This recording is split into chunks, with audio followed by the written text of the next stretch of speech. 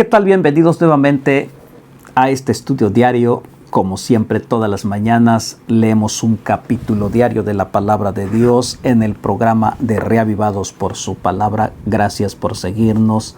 Hoy toca el capítulo número 9 del libro de los Hechos, así que hoy vamos a disfrutar también la lectura y sacaremos lecciones interesantes, prácticas para nuestra vida diaria.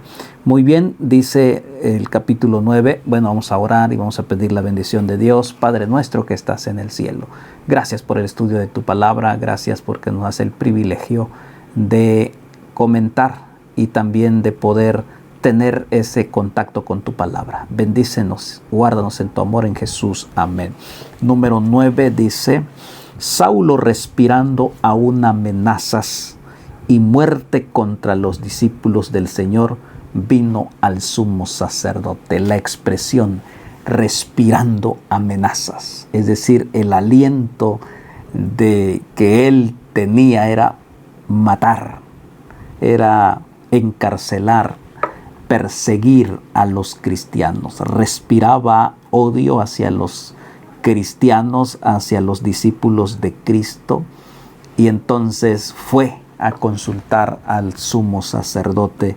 ¿Qué respiras tú, hermano, esta mañana? ¿Respiras envidia? ¿Respiras odio? ¿Qué respiras? Pues cada uno sabe, ¿no?, qué respiramos hablando espiritualmente.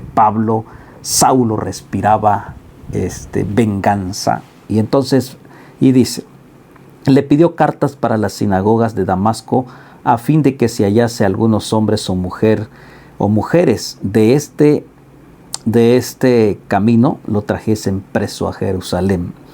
Mas yendo por el camino, aconteció que al llegar cerca de Damasco, repentinamente le rodeó un resplandor de luz del cielo.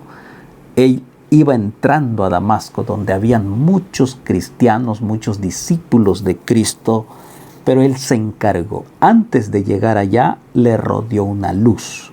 Y dice la palabra: y cayendo en tierra, oyó una voz que le decía: Saulo, Saulo, ¿por qué me persigues? Él dijo: ¿quién eres, Señor? Y le dijo: yo soy Jesús a quien tú persigues. Dura cosa te es dar coces contra el aguijón. ¿Quién eres, Señor? La respuesta dice: yo soy Jesús. Tú me estás persiguiendo. Así que, querido amigo, si alguien te persigue por tu amor a Cristo, no te están persiguiendo a ti, están persiguiendo a Jesucristo. Y dura cosas, dar coces contra el aguijón. Qué difícil es pelear contra Jesucristo mismo. Él tiene el poder. Pero él tuvo misericordia de Pablo, por eso fue a encontrarlo, lo tiró y le dijo: ¿por qué me estás persiguiendo? Entonces dice, él temblando y temeroso dijo: Señor, ¿qué quieres que yo haga? Y el Señor le dijo: levántate y entra en la ciudad, y se te dirá lo que debes hacer. Ante la voz de Cristo, él se humilló, él tembló, porque él había escuchado de Jesús, porque él sabía que los discípulos creían en Jesús. Por eso dijo: ¿qué quieres que haga? Y la obediencia de Saulo fue rápido. Jesús le dijo: levántate y entra a la ciudad, y allí se te va a dar indicaciones. Y dice la palabra: y los hombres que iban con Saulo se pararon atónitos, oyeron a la verdad la voz, mas sin ver a nadie. Entonces Saulo se levantó de tierra, y abriendo los ojos no veía a nadie. Así que llevándole por la mano lo metieron a Damasco, donde estuvo 3 días sin ver, y no comió ni bebió. Había entonces en Damasco un discípulo llamado Ananías, a quien el Señor dijo en visión: Ananías. Y él respondió: heme aquí, Señor. Y el Señor le dijo: levántate y ve a la calle que se llama Derecha, y busca en casa de Judas a uno llamado Saulo de Tarso, porque aquí él ora. Y ha visto en visión a un varón llamado Ananías, que entra y le pone las manos encima para que recobre la vista. Entonces, dice Sigue diciendo, entonces Ananías respondió, Señor, he oído mucho acerca de este hombre, cuántos males ha hecho a tus santos en Jerusalén. ¿Quién no conocía a Saulo? Todos los cristianos, todos los discípulos de Cristo sabían de Saulo, un hombre sanguinario, un hombre que estaba respirando amenazas contra los discípulos de Cristo. Y entonces él, con justa razón, pone su excusa delante de Dios. Y aún aquí tiene autoridad de los principales sacerdotes para prender a todos los que invocan tu nombre. El Señor le dijo, ve, porque instrumento escogido me es este para llevar mi nombre en presencia de los gentiles y de reyes y de los hijos de Israel, porque yo le mostraré cuánto le es necesario padecer por mi nombre. Tenía un propósito el Señor Jesús. Esto es un instrumento. No cuestiones, no preguntes. Tienes razón, pero el cambio ha sucedido sin que tú te diste cuenta. Y entonces dice, Ananías entró en casa y poniendo sobre él las manos, dijo, hermano Saulo, el Señor Jesús que se te apareció en el camino por donde venías, me ha enviado para que recibas la vista y seas lleno del Espíritu Santo. Y al momento le cayeron de los ojos como escamas y recibió al instante la vista. Levantándose, fue bautizado. Y habiendo tomado alimento, recobró fuerzas y estuvo Saulo por algunos días con los discípulos que estaban en Damasco. Los cambios, las decisiones cuando Dios llama. Pablo obedeció a esa voz. A pesar de tener un carácter que estaba, un celo por las cosas de Dios a su manera, Dios se encargó, Jesucristo se encargó de encaminarlo y ponerlo en el camino correcto. Y entonces la palabra de Dios dice que él decidió ser un instrumento de Dios y él mismo se levantó, fue bautizado, aceptando el evangelio de Cristo y ahora dedicándose a ser un misionero hacia los gentiles. Tenía una misión tan grande. Jesús lo había escogido. Instrumento me es este para anunciar las buenas nuevas de salvación. Enseguida predicaba a Cristo en las sinagogas diciendo que este era el Hijo de Dios. Qué interesante. Unos días después odiaba el nombre de Cristo. Ahora él está predicando acerca de Cristo. Y todos los que le oían estaban atónitos y decían, ¿no es este el que asolaba en Jerusalén a los que invocaban este nombre?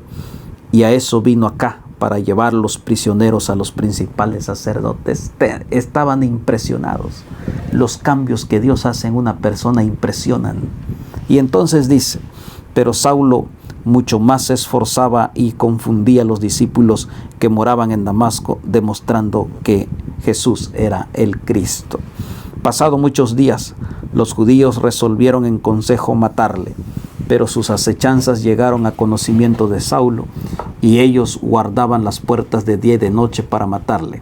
Entonces los discípulos, tomándole de anoche, le bajaron por el muro, colgándole en una canasta. Los discípulos se unieron, los discípulos creyeron. Este cambio maravilloso, esta transformación maravillosa. Cuando llegó a Jerusalén trataba de juntarse con los discípulos, pero todos le tenían miedo, no creyendo que fuese discípulos.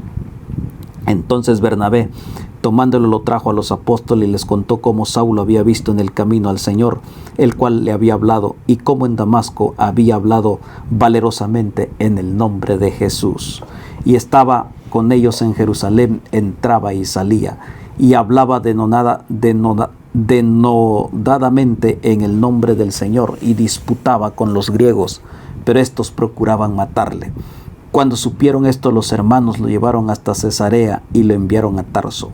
Entonces las iglesias tenían paz por toda Judea, Galilea y Samaria, y eran edificadas andando en el temor del Señor, y se acercaban fortalecidas por el poder del Espíritu Santo.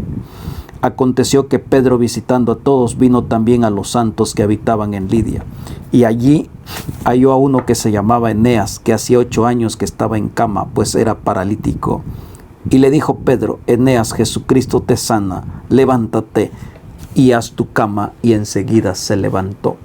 y le vieron todos los que habitaban en Lida y en Sarón, los cuales se convirtieron al Señor. Los grandes milagros que hacían estos hombres en el nombre de Jesús, por su humildad, por su dedicación y por esa transformación del poder del Espíritu Santo. Entonces en Jope había una discípula que se llamaba Tabita, que traducida quiere decir Dorcas. Esta abundaba en buenas obras y en limosna que hacía. Aconteció que en aquellos días se enfermó y murió. Después de lavada la pusieron en una sala. Y como Lidia estaba cerca de Jope, sus discípulos, oyendo que Pedro estaba allí, le enviaron 2 hombres a rogarle: no tardes en venir a nosotros. Una mujer que servía de corazón al Señor había fallecido. Pero estos hombres, habiendo escuchado de los grandes milagros que hacían los apóstoles, incluyendo el apóstol Pedro, mandaron a llamarle. Y entonces dice: levantándose entonces Pedro fue con ellos, y cuando llegó le llevaron a la sala, y donde le rodearon todas las viudas llorando, mostrando las túnicas y los vestidos que Dorcas había hecho con ellas. Entonces, sacando a todos, Pedro se puso de rodillas y oró. Volviéndose al cuerpo dijo: Tabita, levántate. Y ella abrió los ojos, y al ver a Pedro se incorporó. ¡Qué tremendo milagro! El apóstol Pedro, en el nombre de Cristo Jesús, le habló a Tabita con toda autoridad: levántate. Y aquí está la Biblia que nos menciona que ella se levantó. Y le dio la mano, dice, y él, dándole la mano, la levantó. Entonces, llamando a los santos y a las viudas, las presentó viva. Esto fue notorio en todo Jope, y muchos creyeron en el Señor. Y aconteció que se quedó muchos días en Jope, en casa de un cierto Simón, curtidor. La iglesia caminaba, la iglesia crecía, la iglesia predicaba el plan de salvación con toda seguridad, y los milagros ahí estaban, no se hacían esperar, milagro tras milagro, milagros de transformación, milagros de sanidad, milagros de conversión. Qué linda iglesia primitiva, que Dios nos ayude un día a llegar a este momento como la iglesia primitiva. Jehová te bendiga y te guarde. Jehová haga resplandecer su rostro sobre ti y tenga de ti misericordia. Jehová alce sobre ti su rostro y ponga en ti paz. Padre, gracias por tu palabra. Gracias porque tú eres el que en tu nombre hay milagros. Guárdanos en tu amor, en el nombre de Jesús. Amén. Nos vemos mañana.